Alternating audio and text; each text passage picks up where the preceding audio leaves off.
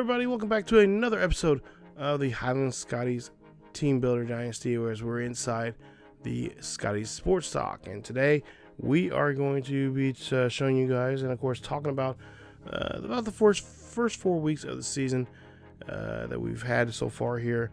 And so far, as you know, the first two games were pretty difficult, pretty tough to deal with. We had some pretty good matchups there in the first 2 weeks. Week one, we played against Colorado, which was unranked, and of course we thought we could manhandle them. I thought that was a good test for us, or at least I thought it was going to be a good test for us to get Thomas's feet wet in that game. But of course they showed up and played. We were able to defeat him. For Thomas, he had a tough game. He had 2 touchdowns, but he had 4 interceptions in that game, and of course sacked 5 times. Running game was good. Carter had a great game there, 34 carries, 104 yards. Right now, you guys are taking a look at some stats here so far this season. And of course, there you see his rushing numbers right now. He has 6 rushing touchdowns for 327 yards for the season. And of course, he is kind of slipping here as of late from the talk of being a Heisman Trophy candidate. But there's still plenty of games to go, and of course, we'll try to feed him the ball as much as we possibly can. Of course, week 2 we play against a ranked Crimson Cheese. We played against a ranked Clemson team who is ranked number 5 in the nation. I think right now they're currently in the top 25 still, but not in the top 5. I think they might be in the top 10, if that. But yeah, we had a good, try to have a better performance from that one. But it got even tougher because Thomas had 3 touchdowns and ended up throwing 3 interceptions in that game. Running game was a little more difficult in that game. 22 carries for 73 yards for Carter. Thomas did get his first rushing touchdown. He had 8 carries and 48 yards in that game. Burns, Matthews, and Barnes all had a touchdown in that game. But of course, it was this 2 teams were in the national championship last year. It was a rematch of that. So it's going to be a little bit of a tug of war and trying to figure out, and not to mention both teams had, for us, pretty much our majority of our starters were gone. I think we have, 5 or 6 from starters from last year still here. And of course, Clemson had about the same as well. So some new faces, and of course, the guys on the team trying to make an impact for both their squads there in that game. Then we, of course, went to week 3. We played against the Owls, which I thought would be a good game for us. Another good game to kind of ease into the Big 12 matchup. Of course, we played against TCU in the last episode that just has been posted. And of course, Owls was a good game. We had we only get through 1 interception in that game with Thomas, but we had 3 touchdowns. He did get sacked 2 times in that game against the Owls, and of course in the TCU game, he had 4 touchdowns and 1 interception as well in that one. Threw over 400 yards in that game, but did get sacked 8 times. Defensively, for the most part, you take a look here. Russo, Washington, DeSantos, and Wood are our top guys in tackles right now. Tackles for loss, Russo right now is, and of course sacks. You see Russo has 4, leading the team. But our defense has been doing really good, even though we have been giving up quite a few points. I think most games, I think there's one game we may give up a little bit more than 21 points, but I think for the most part here, our team's been pretty solid here. And I'm not too much, I thought it had some issues, maybe our secondary, but our secondary really hasn't been too much challenged by a lot of the teams that we played against so far here. Now that can be said coming in this, after this 2 weeks we'll be off. And then of course that's one of the biggest worries I have, since we're not going to be playing for 2 whole straight weeks. There might be a little rust on us going into that next game, which I believe is against Oklahoma. State in week number 7. So, we might have the Coach Bonds, at least was talking to him. He was talking about playing some simulation games and trying to get the guys, crowd noise, just trying to get them back in that, because that game is, of course, at home, and I believe Oklahoma State is ranked. So it's an early good test, as it'll be game 2 in the Big 12 for us. And like I said, with 2 weeks off, that's a lot of time. You may not think it's a lot of time, but it is a lot of time not being on the field, not be able to, so like I said, we're gonna try to find ways to keep these guys in shape still.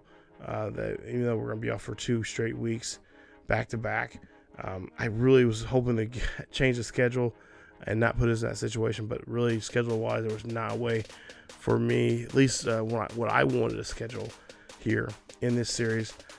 There was no way of getting the teams that we want to play on the weeks like this.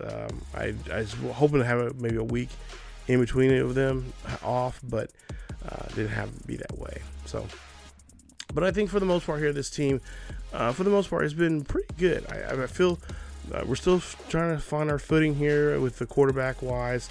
I thought, at first I thought we was going to have a quarterback controversy between Thomas and Axel Flanagan, but I think for the most part here, I feel now with getting to know Thomas a little bit more, seeing what he can do, especially with his passing game here, I feel more comfortable with him finishing off this season. And of course, if things change for whatever reason, if he's throwing a lot more interceptions than I want him to throw, then there is a good chance that Axel Flanagan will get tapped and be told to come on in and finish out the rest of the season.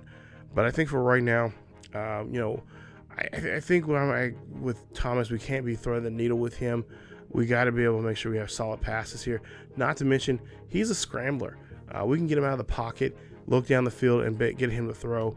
Of course, that's not always the case, because there's defenses out here that will take advantage. Will come after us and blitz us and come out at different angles there. So we'll have to find different ways to get him involved in the passing game there. I don't want him to be just running for his life all the time. I do want him to be able to throw the football and get to our wide receivers, because we got some good wide receivers.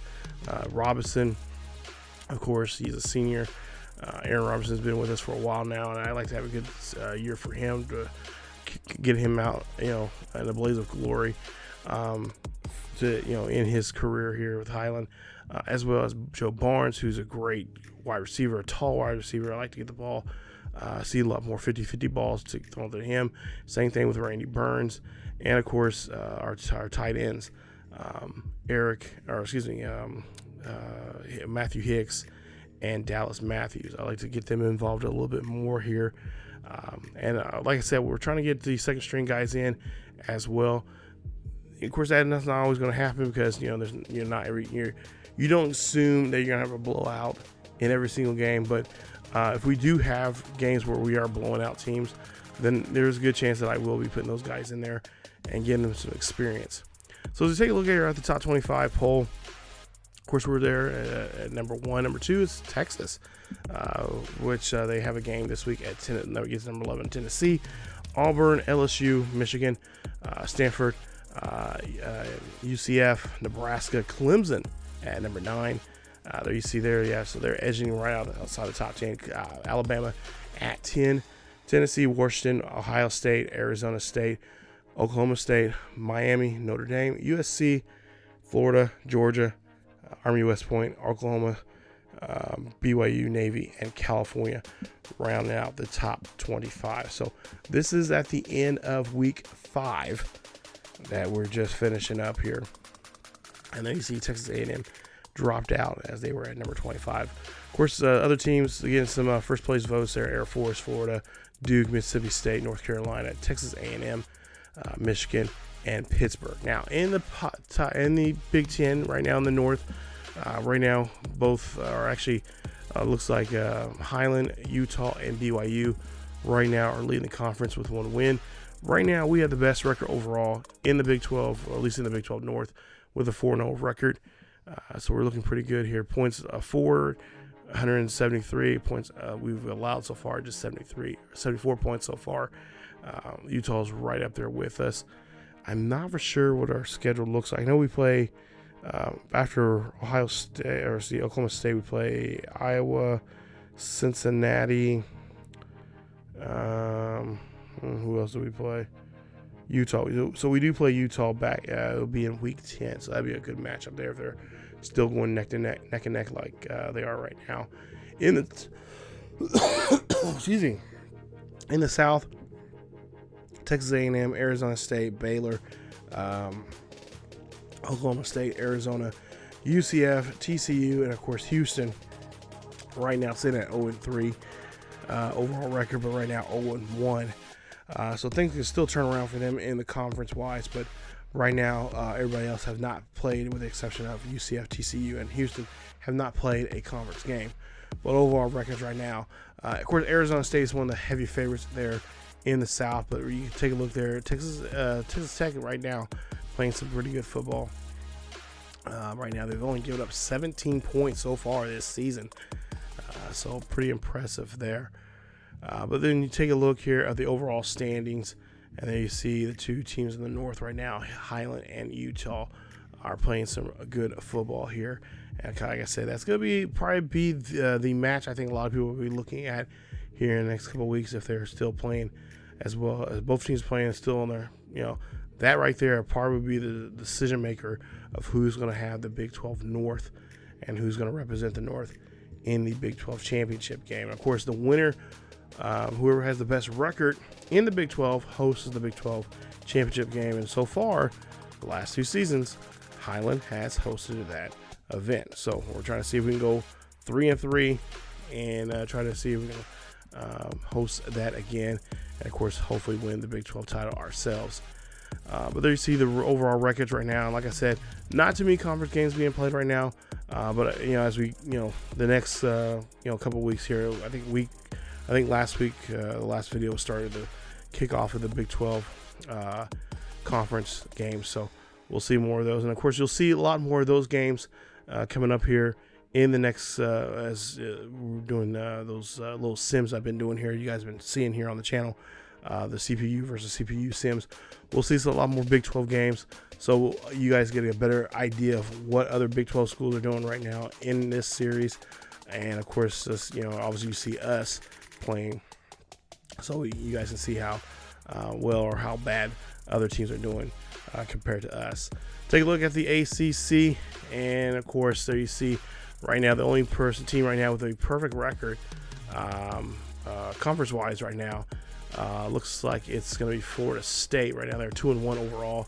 NC State's 2-0 right now. They're 4th place in the ACC.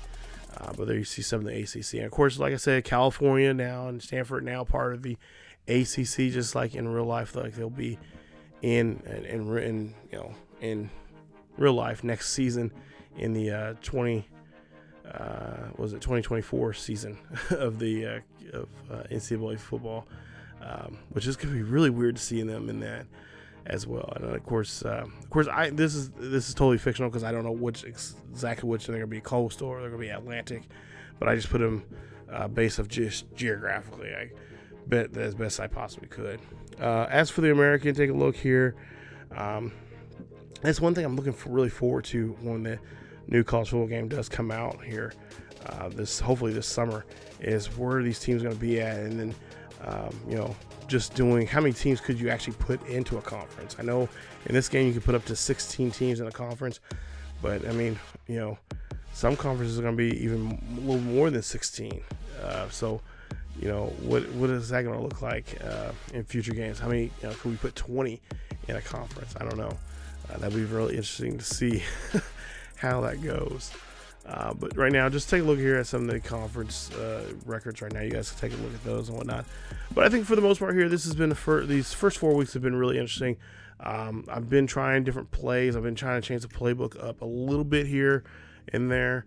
I want to try to add more read option to the mix, as well as some option plays, because I really feel, Carter may not be the quickest guy, but he is a guy that he has pretty good hands, And if we get in bind with Thomas, which Thomas, he has pretty good speed here. I kind of want to use that speed to our advantage for us in the running game. Also, too, I'm really impressed with the backup, Robertson, who is another great player there. I would like to see more of him, and I'm thinking about putting him involved in a lot of our schemes as well. Get him out of get him out there more often in the running game to help us out with Carter.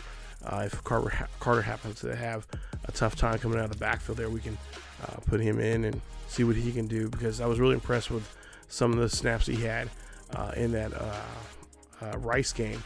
I was really impressed with him and how he ran the ball. So a really good runner there. And like I said, I can't wait to try to get him more involved in our for the rest of the season here. We got a couple new plays I want to try out. And I'm kind of right now practicing on those while we're in these 2 weeks. That's in game wise. I've been trying to practice doing some of these different plays here. So the playbook's going to change a little bit here as we go along here in the season. But I think for at least the offensive side of the ball, defensive side, like I said, I feel confident. I feel really good. I think our guys are doing very well. I like to see our corners being more involved here. I feel like our corners are kind of, kind of hiding in the shadows. They're not making big impacted plays like they were the last couple of seasons here, especially guys like McCall and I can't think of the other guy's name, but I want to see them getting more involved. And like I said, they haven't been really challenged too much against other offensives that we've faced so far here. But I'm sure once we get down the line here, playing against teams like Kansas State, because they're known to challenge us pretty well, throwing the ball deep and stuff like that. And of course, Utah, we have to play. Who else? West Virginia and BYU. I think we'll see more and more of that,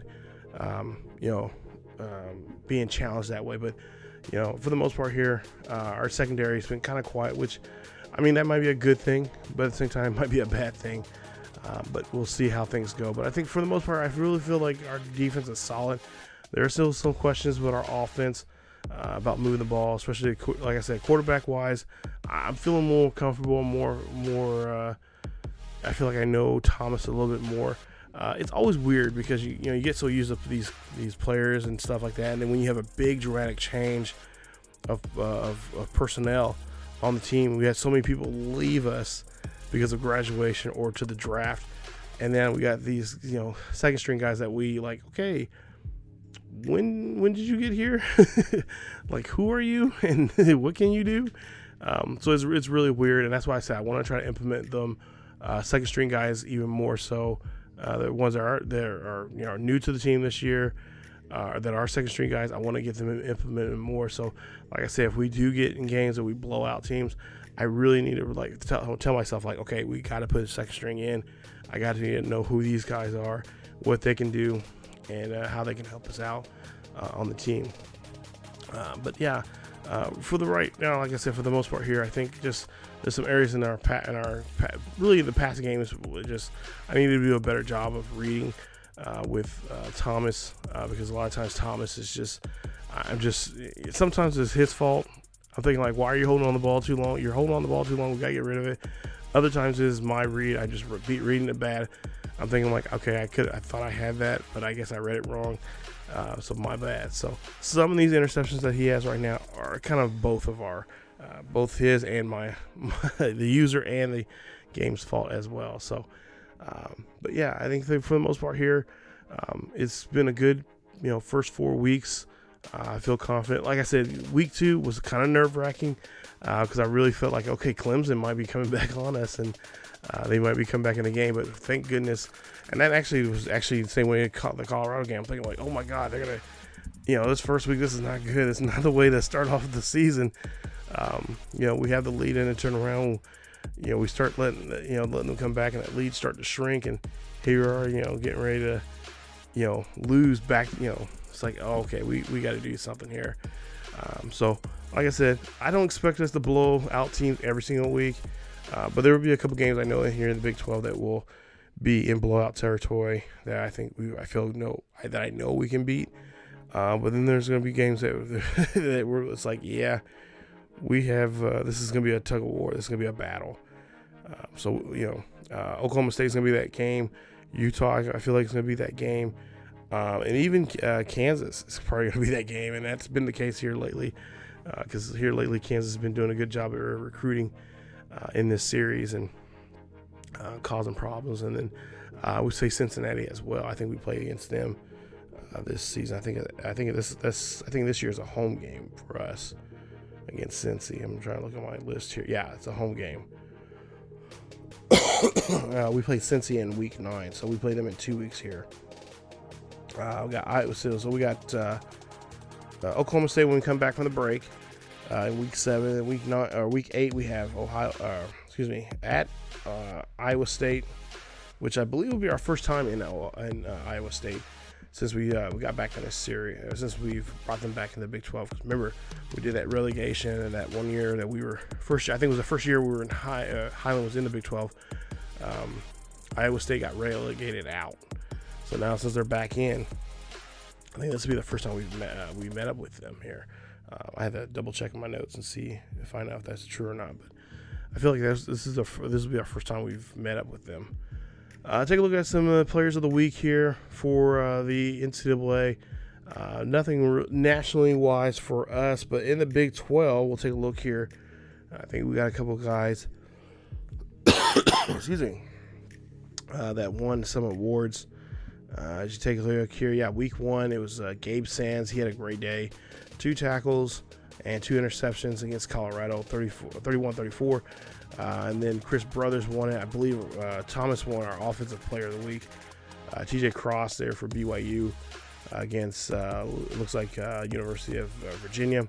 Week 3, Dallas Russo, defensive tackle there. 3 tackles for loss, 3 tackles, a sack, and of course a forced fumble. And then Eric Cook there for Baylor.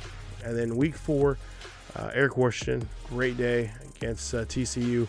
11 tackles, 4 tackles for loss, 2 sacks, forced fumble. And John Smith, senior for ASU is your player of the week for offensive side of the ball. Now, right now in the Heisman race, of course, it's still too early to say anything, but as you take a look here, some of the names, there are some couple of new names here. Robertson from Texas has gone up. The wide receiver Carter has dropped down some. He was 3, but now he is 4. And of course, John Smith from ASU has come up. So we got some new names here. Of course, Holloway and Rich Walski up there. They've been up there for a while now.